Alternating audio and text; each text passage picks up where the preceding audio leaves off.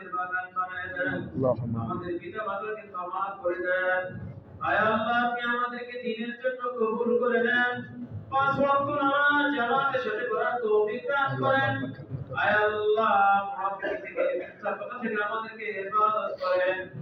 আয় আল্লাহ, বিশেষ করে আল্লাহ তোমার দুইজন বান্দা আল্লাহ কামাল এবং হুমায়ুন কিছুদিন আগে আয় আল্লাহ তোমার ডাকে সাড়া দিয়ে চলে গেছে, জানি না কোন দিন জানি আমাদের চলে যেতে হয়।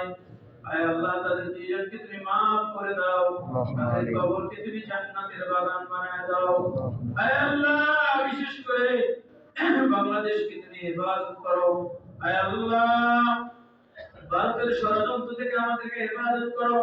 আয় আল্লাহ, ভারতের আগ্রাসনের বিরুদ্ধে আল্লাহ তুমি আমাদেরকে হেফাজত করো।